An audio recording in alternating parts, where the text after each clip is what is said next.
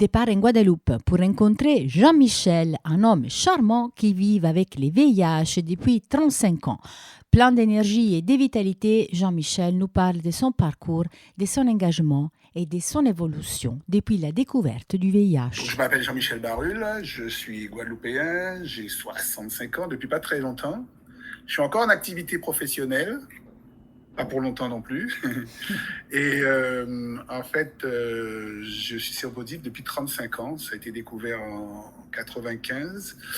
C'était pendant les examens de grossesse de ma compagne de l'époque. Voilà, donc ça a été une annonce un peu spéciale dans des conditions un peu spéciales aussi. Cette condition de grossesse. Et puis aussi au labo, ça n'a pas été fait correctement. Enfin bon, ça a été annoncé un peu bizarrement devant du public, enfin devant des patients qui étaient dans la salle d'attente. Enfin bon, c'était assez l'horreur. Donc ça a été la sidération quand même au départ, puisque nous, on comprenait pas comment ce truc, on appelait ce truc à l'époque, pouvait nous arriver. Et puis très vite quand même, on a décidé qu'on allait continuer à vivre malgré qu'on nous disait qu'on avait peu de temps à l'époque. On était en 95. C'était juste au moment... alors nous, au Guadeloupe, on n'avait pas encore les trithérapies. Elles venaient d'apparaître, on en parlait déjà. Mais elles ont été appliquées, je crois, un an et demi après en Guadeloupe. Voilà, la question aussi de garder cet enfant qui allait naître s'est posée aussi, puisque à l'époque, on nous promettait pratiquement des risques à 80% que cet enfant soit aussi contaminé. Mais on a fait le choix de le garder, on a bien fait, parce qu'aujourd'hui, il a 29 ans, il n'est pas contaminé. Voilà, ça se passe très bien. Alors, tu as dit la découverte, la sidération. Ça, c'est Oui, le parce que mot. en fait, bon, alors moi j'étais pas un saint non plus, hein, mais je veux dire, on avait toujours de notre côté pris des précautions tous les deux avec nos partenaires antérieurs. Et par contre, nous, on ne prenait pas de précautions puisque voilà. À l'époque, moi j'étais déjà sensibilisé par le VIH, mais un peu comme tout le monde, bêtement, on pensait que c'était les autres, comme certains pensent toujours jusqu'à présent.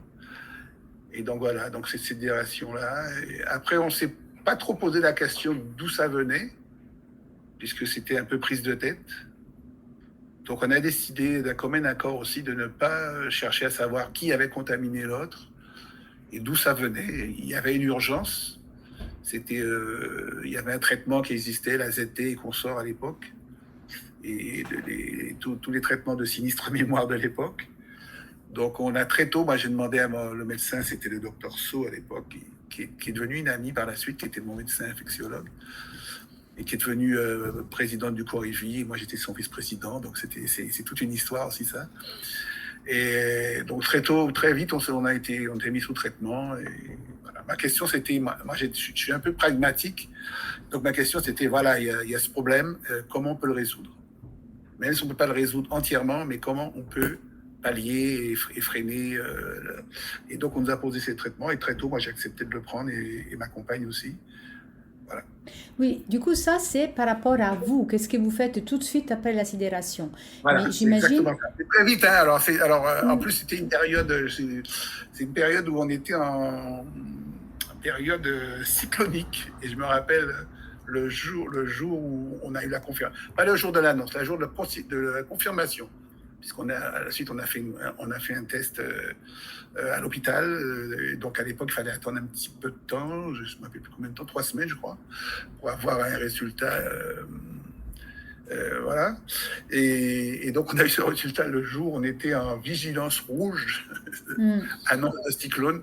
Donc, c'était assez particulier parce qu'on était dans le noir à la maison, et plus d'électricité, il y avait le vent qui soufflait partout. Et nous, on avait ce truc, ce bilan, qui était, voilà, qu'on avait entre nos mains. Et c'était c'est une situation assez compliquée à l'époque. Oui, À rajouter en plus, quoi. exactement. Et en plus, il y avait les autres, en fait, votre entourage. Alors, les autres, en fait, nous, quand la première annonce, nous, on n'a pas averti. Alors, nous, pour moi, c'était une erreur. C'était une erreur, il fallait donc confirmer par un test. Et donc, avant que ça soit confirmé, j'ai rien dit dans mon entourage, ni ma famille, ni mes parents. Et quand ça a été confirmé, par contre, cette sidération était, bon, c'était un peu l'horreur. Donc, effectivement, là, je l'ai dit partout dans mon entourage, à mes parents. Alors, ma compagne, elle est d'origine martiniquaise, donc elle vit en Guadeloupe, mais ses parents sont pas en Guadeloupe. Ils étaient en Martinique, donc elle n'a pas pu les contacter tout de suite. Alors, il y avait ce problème de cyclone, on n'avait pas moyen de communication, tout était coupé. Et alors, il y avait des deux cas de figure. Mes parents qui étaient sur place, qu'on voyait tout le temps, donc on a décidé de leur annoncer quand même, de leur dire. Et elle, pour ma compagne, comme ils étaient un peu éloignés en Martinique, on a décidé pour l'instant, il n'y a pas de raison de se presser pour leur dire, donc c'était un peu ça le deal. Mais ça a un peu changé. En fait, quand j'ai annoncé à mes parents, mon père et ma mère, qui étaient toujours vivants à l'époque, qu'on était séropositifs tous les deux. Alors, ils n'ont pas compris. Mon père, qui est encore plus bavard que moi, a perdu la parole. Ma mère s'est mise à prier matin, midi et soir. Et j'ai pas reconnu mes parents, quoi. C'était complètement la folie. Et au bout d'une semaine, nous, on a décidé, ma compagne et moi, de leur mentir, de leur dire que c'était une erreur et qu'on avait eu une reconfirmation disant que non, il y avait une erreur dans l'interprétation du labo. Voilà. Et c'est passé très bien. Ma mère a retrouvé le sourire, mon père a retrouvé la parole.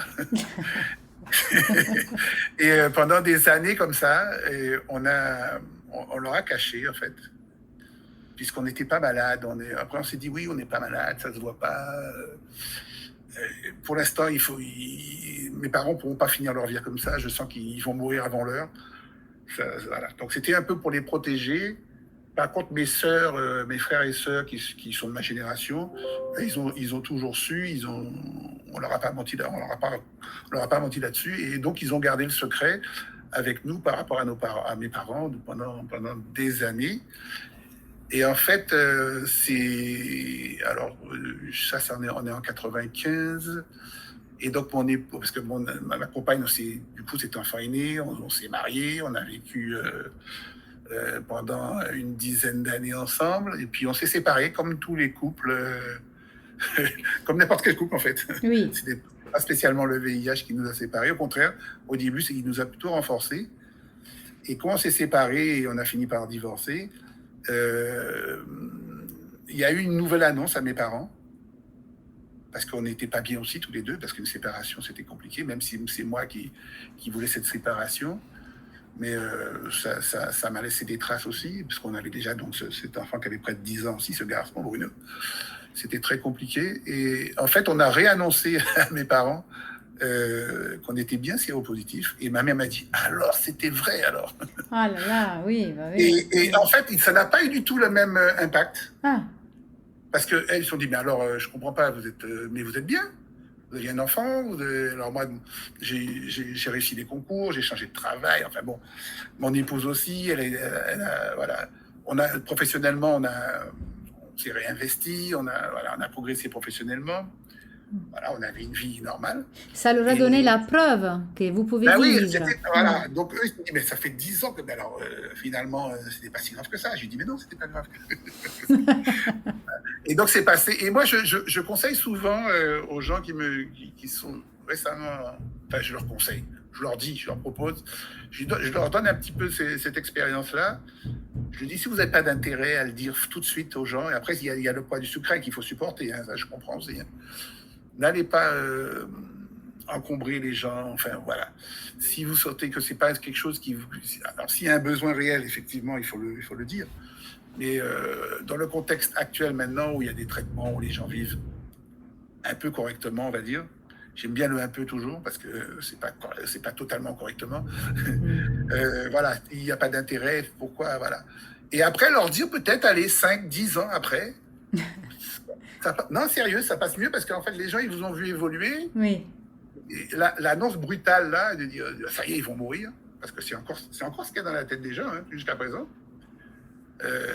Voilà. Et quand on le dit quelques années après, alors, c'était vrai. Ma mère, Elle dit, mais c'était vraiment vrai, alors vous nous avez menti. On dit, bon, t'as menti, maman. Elle m'a dit, mais vous avez bien fait de me mentir parce que c'était vraiment pas bien. Hmm. Et là, bon, ça a été accepté sans problème. Ma mère, voilà. Et, Donc, moi, euh, j'ai. et Mhm. ensuite, ta vie a continué et tu as eu d'autres enfants aussi.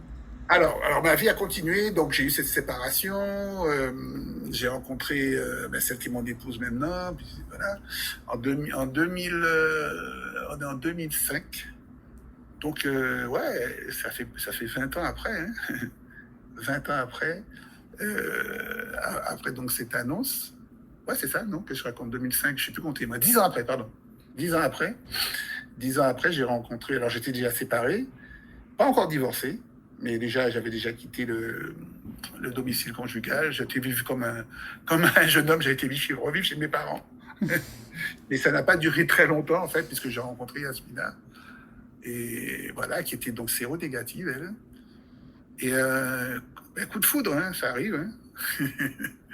Ça arrive. Et c'était assez compliqué parce qu'en fait, comment dire à cette femme séronégative que je suis séropositif et que j'ai l'intention de vivre avec elle. Et ça n'a pas tardé. En fait, je lui ai annoncé assez rapidement, avant même qu'on ait même commencé la moindre relation intime sexuelle. Je lui ai dit, je vais pas partir là-dedans et lui dire après. Je préfère lui dire avant, ça passe ou ça casse. Voilà. Et donc je lui ai dit, et quand je lui ai dit ça, sa réponse m'a un peu stupéfait, puisque sa réponse a été, c'était trop beau pour être vrai cette histoire, donc il fallait qu'il y ait quelque chose qui cloche. Et moi j'ai répondu, mais rien ne cloche, hein, je vis très bien, je suis pas malade, j'ai des traitements. Donc là on était en 2005, hein, donc voilà, les traitements fonctionnaient déjà. Et sa réponse a été, alors ah bon, ok, alors mais comment on va faire pour avoir un enfant? Bam, j'ai pris ça en pleine face.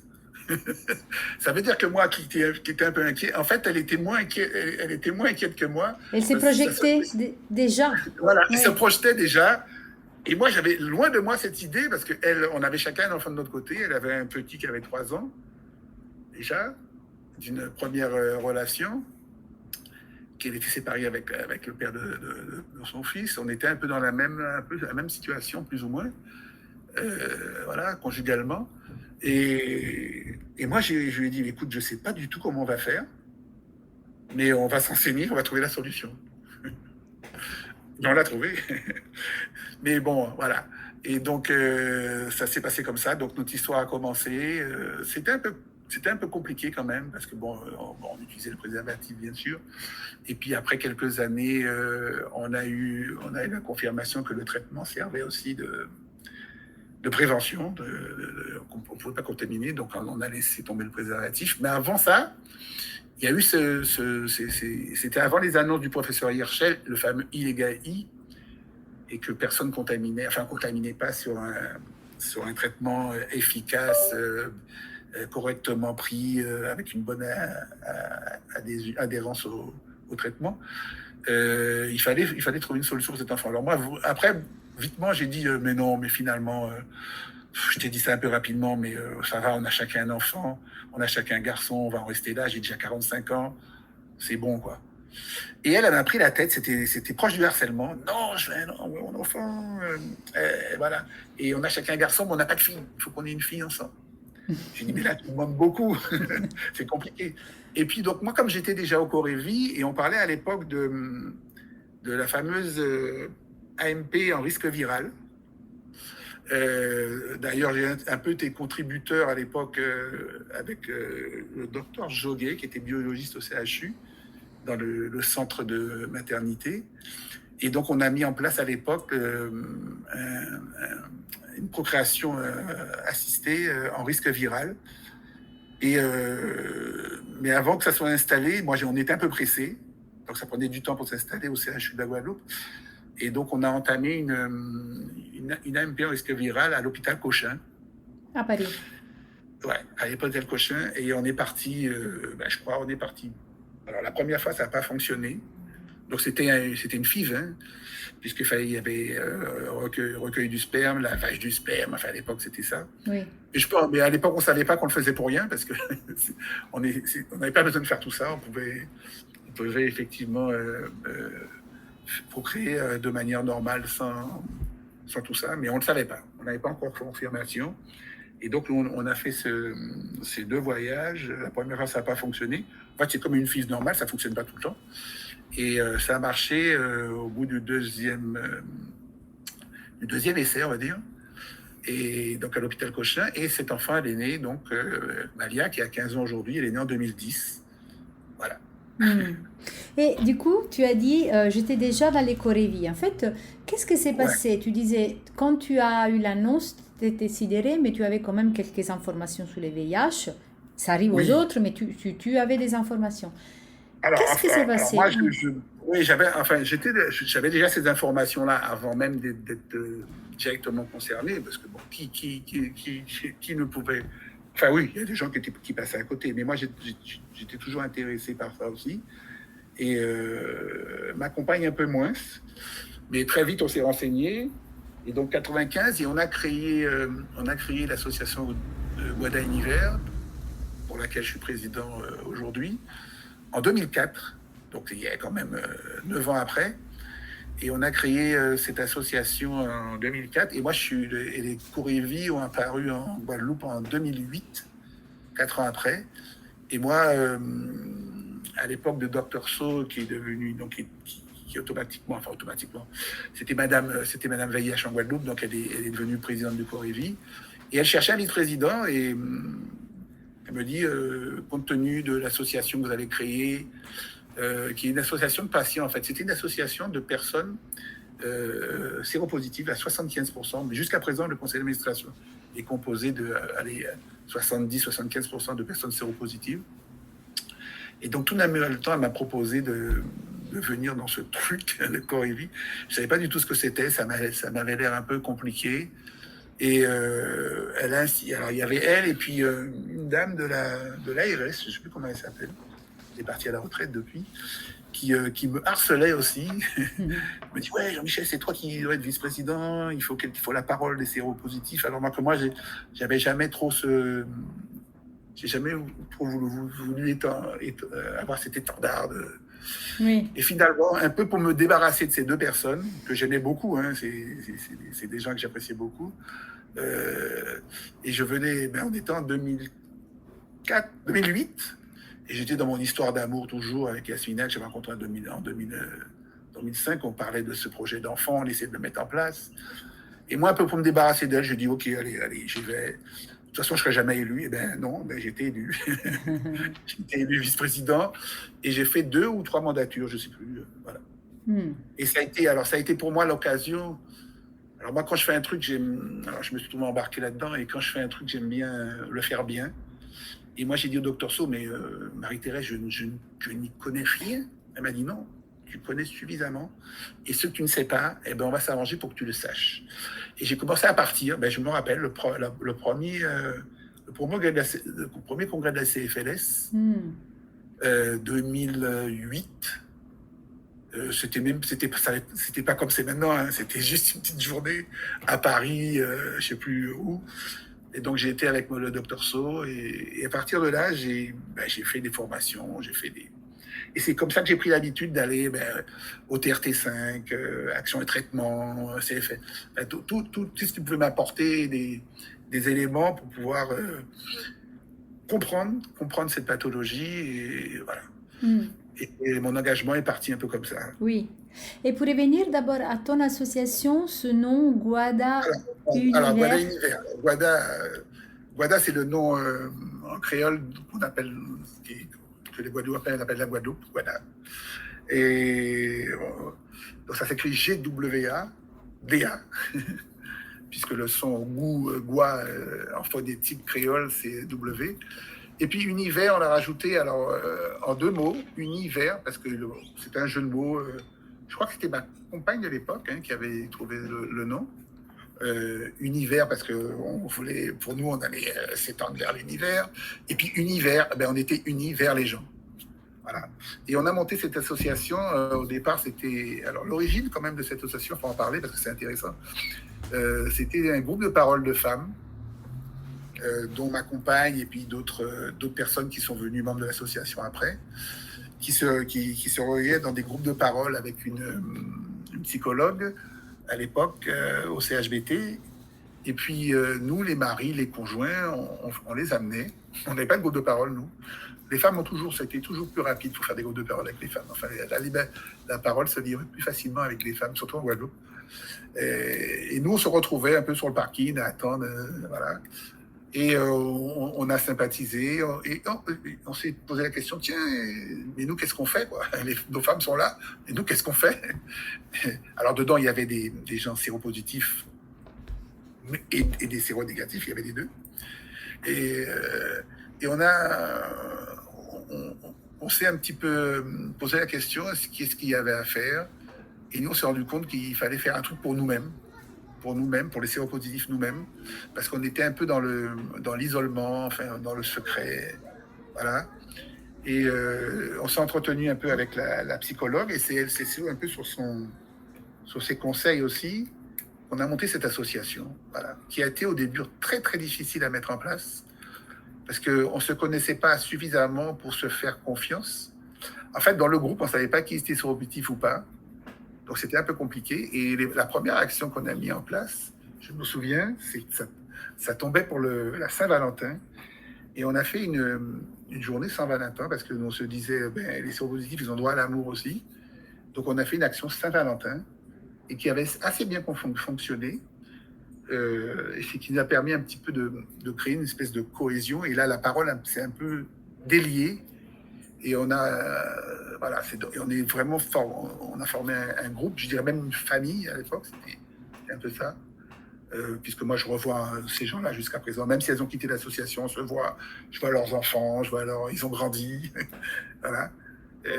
Voilà. Donc, on a créé cette association comme là. Et vraiment, au départ, c'était vraiment des actions par les séropositifs, pour les séropositifs. Donc, c'était des journées, c'était des choses de détente. Hein, on a élargi le groupe de parole, on l'a fait pour les hommes aussi. On faisait des actions, des voyages, des petits week-ends à la plage, à l'hôtel, enfin voilà, des choses comme ça, qui nous ont fait du bien à l'époque. Et jusqu'à la création du Corps et Vie, 2008, où là, ça a pris une dimension plus grande.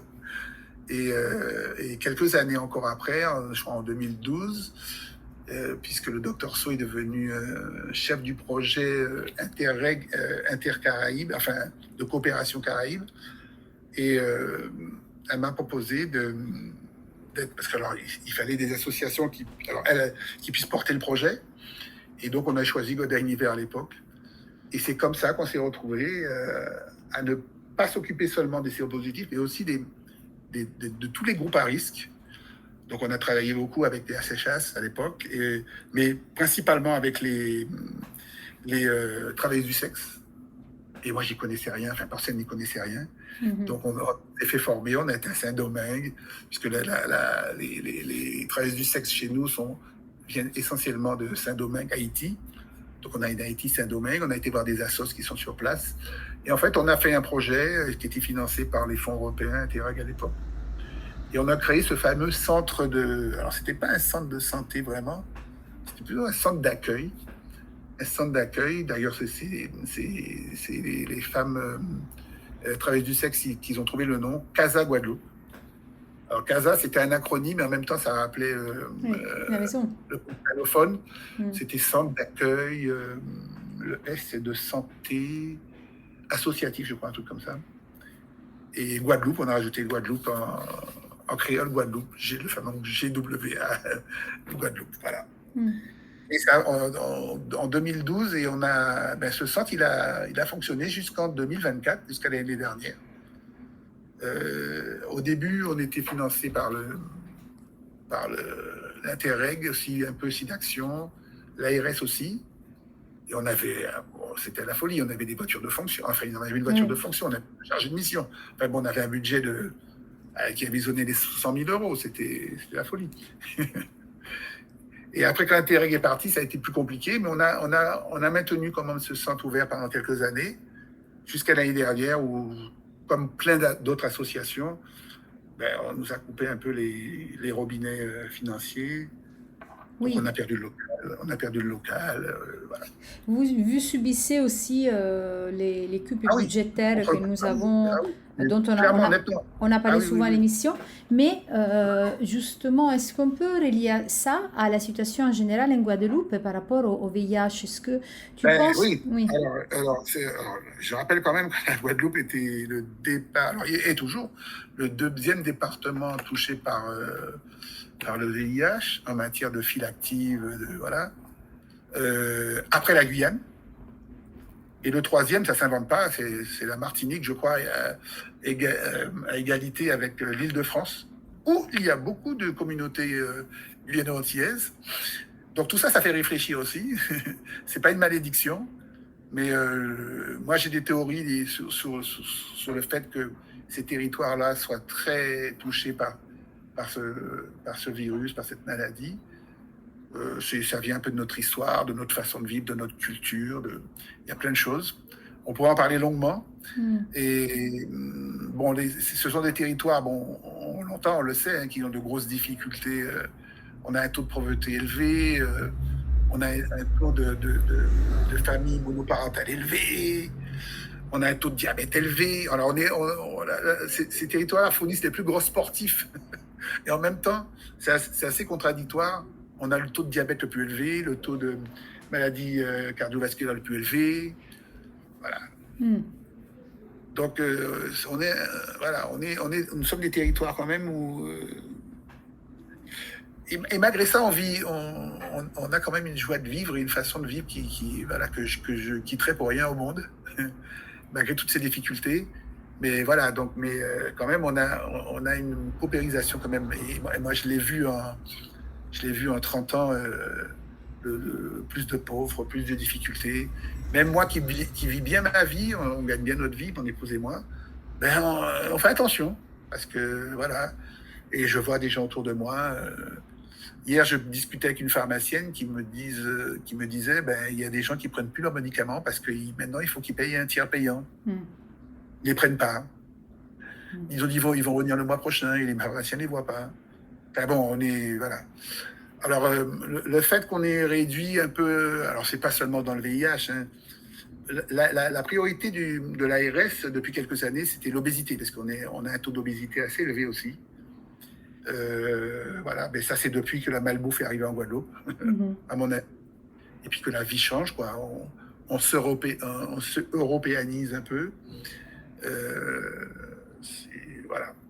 Mais bon, je pense que sur toute la planète, c'est un peu pareil. On ne peut pas y échapper. Voilà. Mais Donc les difficultés de Guadeloupe sont vraiment. Alors le fait qu'on était déjà dans des positions très compliquées au point de vue moyen, la vie chère, enfin tout est plus cher ici en Guadeloupe aussi. Et le fait qu'on ait moins de moyens pour pouvoir aider toute cette population, mais pour toute pathologie confondue, hein, je crois que même si l'obésité est passée numéro 1 dans les préoccupations de l'ARS, il y a eu des baisses aussi sur les financements des associations qui travaillent avec ces pathologies-là. Voilà.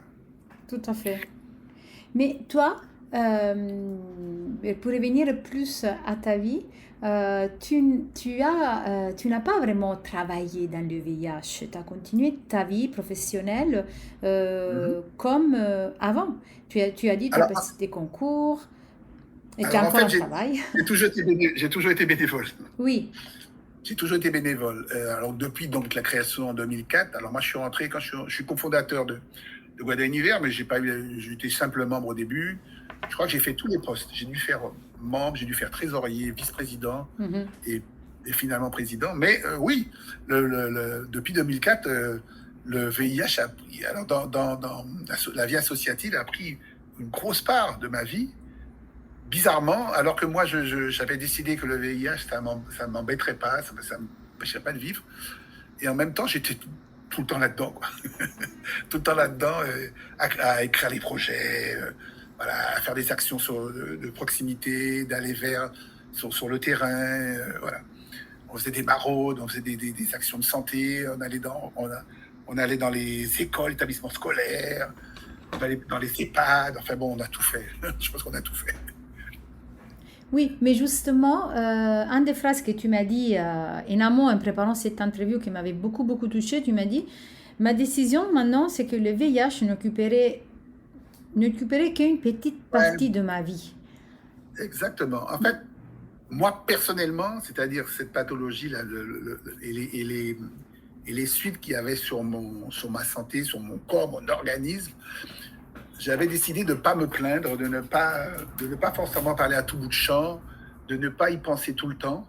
Et c'était un peu quand même assez bizarre de ne pas vouloir penser à ça alors que d'être tout le temps dedans. J'avoue que c'est un peu bizarre. Mais c'était un peu ma vie, c'était ça. Et moi, je me souviens, donc j'ai continué à travailler normalement.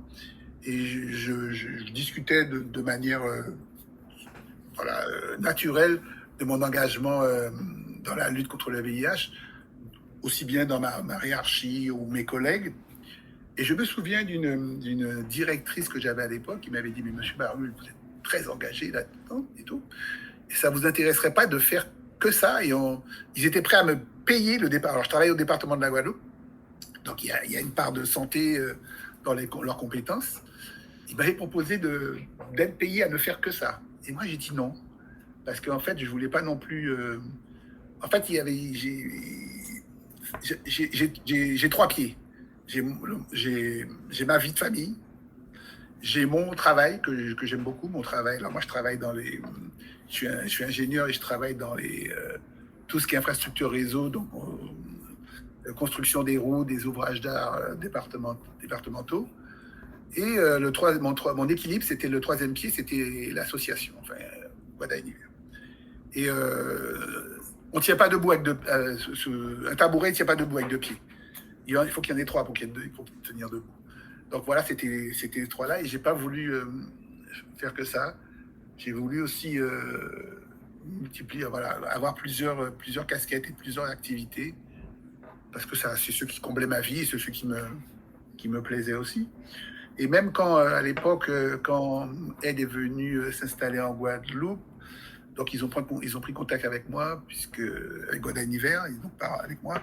Et en fait, ils voulaient que Ed s'installe et fusionner avec Godin Hiver. Ça aussi, j'ai refusé, parce que je tenais à ce que Godin Hiver garde son authenticité et comment dire, sa place dans le monde créophone de la Guadeloupe.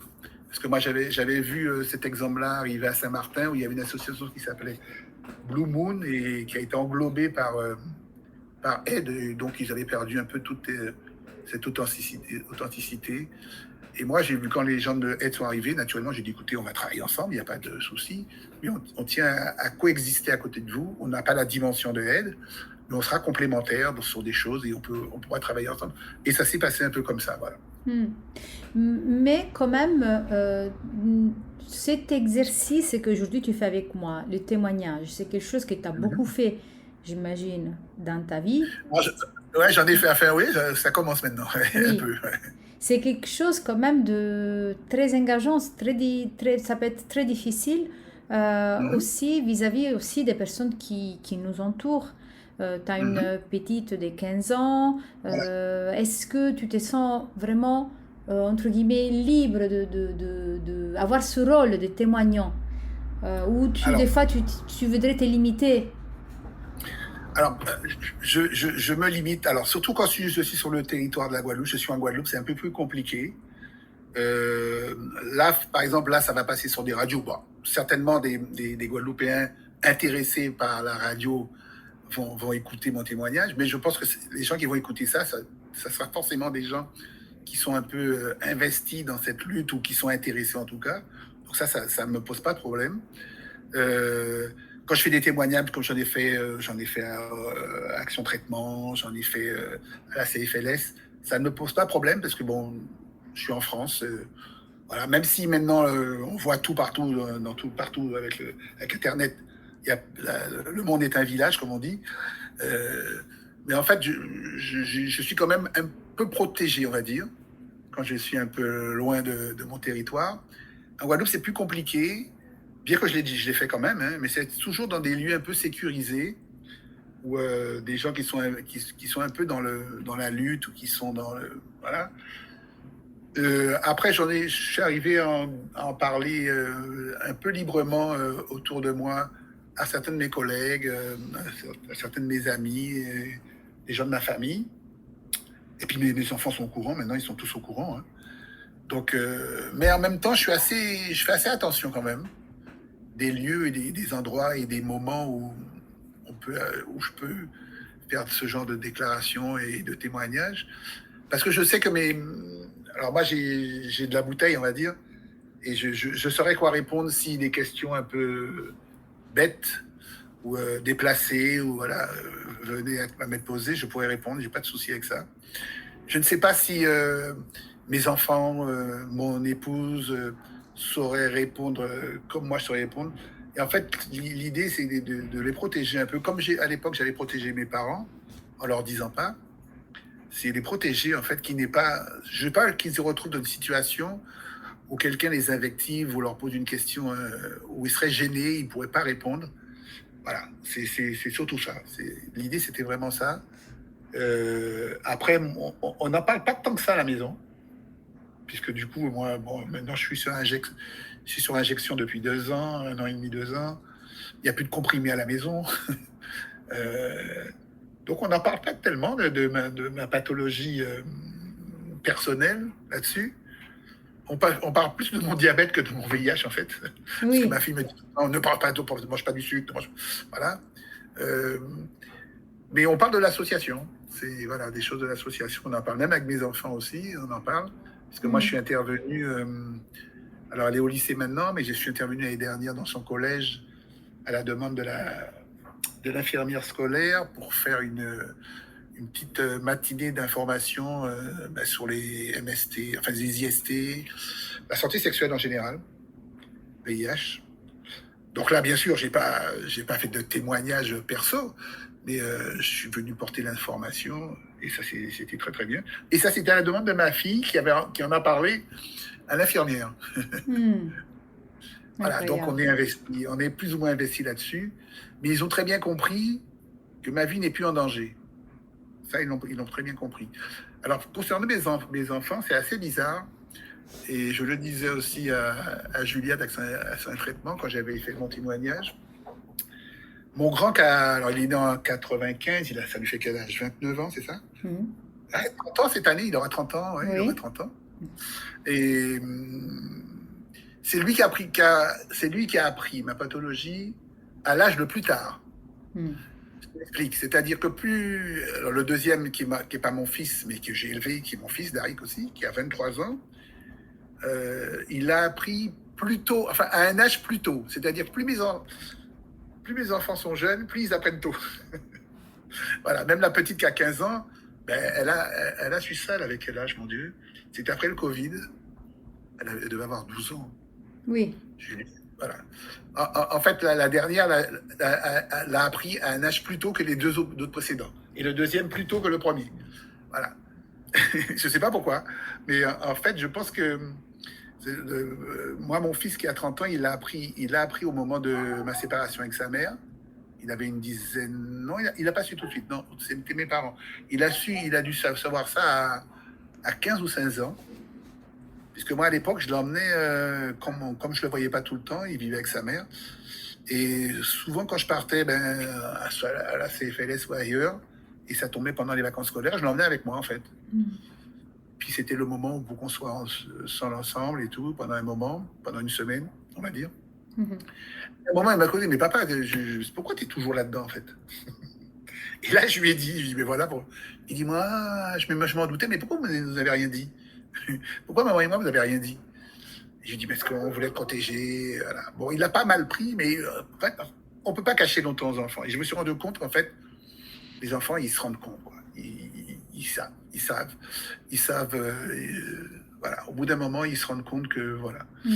Et le deuxième, qui est Darik, donc, qui était le fils de mon épouse, mais qui n'est pas mon fils génétique, mais que j'ai élevé, que je considère comme mon fils aussi, lui, il l'a su un petit peu plus tôt que le premier.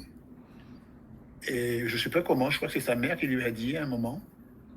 Et puis, la dernière, elle a su, on était là pendant le Covid, voilà. Oui. Et voilà, on lui a dit quoi. Tu disais tout à l'heure, bon, tu m'as dit aussi, hors enregistrement, tu m'avais dit que tu n'as pas eu beaucoup les fameuses comorbidités, du coup, tu étais plutôt Alors chanceux oui, toi-même. alors Attends, moi, alors, ouais, mais ça, j'ai pas eu de, j'ai eu aucune, enfin, à part un peu de diabète que j'ai en ce moment, mais que je pense que j'aurais eu de toute façon sans VIH, puisqu'arrivé à un âge, on est un peu confronté un peu à ça, et moi j'aime bien tout ce qui est sucré, chocolat, tout ça. Donc j'ai quand même abusé pendant des années. Là maintenant j'ai un peu réduit, évidemment, puisqu'il y a cette pathologie qui s'est mise en place. Et donc j'ai un traitement qui est pas lourd, hein, c'est un comprimé par jour, ça va quoi. C'est régulé, j'arrive à réguler, j'ai baissé effectivement sur ma consommation de sucre. Mais c'est vrai que je n'ai jamais eu, enfin, je n'ai eu aucune complication liée au VIH pendant, depuis l'annonce. oui. J'ai jamais arrêté mon activité professionnelle. J'ai Mhm. pris très très peu d'arrêts maladie, Mhm. pratiquement pas. Euh, j'ai toujours été actif. Et ça, je sais que c'est un peu rare et un peu exceptionnel, Oui, enfin, à ma connaissance. tout à fait. Mm. Quand j'entends les témoignages ici et même dans l'Hexagone, Mm. j'entends les parcours des personnes. Alors, il y a des personnes que je rencontre depuis 30 ans, Mm. que j'ai vues il y a 30 ans et que j'ai vu vieillir. Et puis, je connais un petit peu leur parcours. Des gens comme Carole, par exemple, Carole Damien, d'autres que je connais bien. Et je sais qu'ils ont eu des parcours très, très compliqués, des ruptures d'activité, parfois même d'activité plus d'activité du tout. Mm. Concernant même la sexualité aussi, moi j'ai toujours continué à avoir une sexualité, voilà, sauf pendant les quelques mois d'annonce. Après, ça a été compliqué quand même. Il n'y avait Oui. rien du tout. Mais très tôt, moi, comme j'ai dit, ça ne m'empêchera pas de vivre normalement. Et moi, vivre normalement, c'était aussi continuer à avoir une sexualité, bon, protégée, bien sûr, bien sûr. Et voilà, donc je n'ai jamais arrêté d'avoir des relations intimes et d'avoir des relations affectives. Et je pense que c'est ce qui m'a permis aussi de supporter un peu tout ça aussi, parce que je pense que c'est important aussi. Euh, Mais tu parlais d'une vie quasi normale. Tu voulais pas, oui. oui, tu veux pas dire comment on peut entendre une personne qui Mhm. vit avec les VIH peut vivre une vie comme les autres. Tu dis oui, mais Oui. jusqu'à un certain moment. Jusqu'à un certain moment, alors c'est vrai pendant la période où, les quelques années après l'annonce, où on a caché quand même les médicaments, on les planquait, enfin voilà, on a fait comme tout le monde. Hein. Euh, Là maintenant, déjà il n'y a plus de médicaments, donc c'est vachement bien. Mais même moi, quand j'avais encore des comprimés, je les cachais plus en fait, parce que tout le monde à la maison savait. Même des gens venaient, je ne cachais pas forcément. C'est pour ça que je dis que j'avais une vie quasiment normale. Après, je ne faisais pas des annonces tous les 4 matins. Ouais, je suis séropositif, machin. Voilà, je vivais normalement, comme quelqu'un de normal. Et je n'avais pas forcément raconté ma vie à des gens. Voilà. Et j'ai commencé un peu à le faire, mais vraiment dans un but dans l'engagement. En fait, ça a été la suite de mon engagement, hein, faire ces témoignages. Quand j'étais au clair avec ça, j'ai dit ça y est, là, effectivement. Et beaucoup de gens m'ont dit ça. Hein. Des gens de chez SIDAction, des gens du Corégie m'ont dit ouais, mais Jean-Michel, toi, tu es l'exemple même de la personne qui peut faire des témoignages et faire comprendre aux gens qu'on peut vivre normalement. Et pendant des années, j'ai dit ouais, je suis d'accord avec vous, mais j'ai ma famille, etc. Et puis en fait, j'ai franchi le pas quand tout le monde était ok avec ça et que ma famille était au courant. Je lui dis bon, allez, c'est bon. Effectivement, je le savais et moi, il y a plein de gens avec qui j'ai discuté pendant des années et qui sont devenus des amis hein, par la suite, qui étaient un peu perdus. Docteur So m'amenait de temps en temps un patient, m'a dit ouais, ben lui, il faut que tu vois, vous allez déjeuner ensemble, vous allez Mm. discuter. Et ce sont devenus des amis. Et moi, je Oui. leur ai dit oui, il n'y a pas de raison que que ça n'aille pas. Alors je me mets pas en exemple, hein, loin de là. Mais mon parcours de vie me permet de dire que c'est possible et que c'est pas dire de copier un peu ma vie, ça n'a rien à voir avec ça. Et puis un truc qui m'a un peu poussé aussi à faire ça, j'ai participé aux UPS en 2022 à l'Université des personnes séropositives qui a été organisée par Aide en Guyane où on a réuni, allez, je sais plus combien, il y avait un nombre incalculable de séropositifs de Guadeloupe, Martinique, Guyane, Saint-Martin. Et ça m'a permis de voir un petit peu qu'il y avait encore des jeunes contaminés, surtout chez les jeunes gays, les jeunes HSH, qui étaient un peu perdus. Je me suis dit, ouais, il y a un truc à faire, quoi. Et je me souviens, on a passé des nuits à discuter dans cet hôtel en Guyane avec des jeunes, là. Et je leur dis, mais non, mais votre vie, elle est pas finie. Au contraire, il y a plein de choses à faire. Les traitements vont pas bien de vivre. Voilà, je sais que vous avez la double peine, sirop plus gay, c'est compliqué, je sais. Moi, j'ai pas eu ce souci-là parce que je suis hétéro, mais quand même, voilà. Mais j'ai des choses que je peux comprendre. Nous, dans notre association, on avait notre vice-président qui était gay, on avait une secrétaire qui était gay aussi. Enfin, voilà. Oui. On a eu. Donc, moi, j'ai travaillé avec ces personnes-là, donc je n'ai pas de morale à faire à qui que ce soit. Et moi, je suis ouvert à tout le monde. C'est la personne qui m'intéresse. Après, comment elle vit, ce qu'elle fait, c'est pas. Voilà. Bien Et la sûr. personne. Voilà. Et mon engagement aussi, je pense que ça aussi, c'est parce qu'effectivement, je suis intéressé par les gens. Moi, j'aime bien rencontrer des gens. J'aime bien discuter, parler avec eux, découvrir leur façon de vivre, ce qu'ils pensent, comment ils vivent les choses. Je pense que cette association m'a permis aussi de vivre ça. C'était une façon de vivre ça aussi.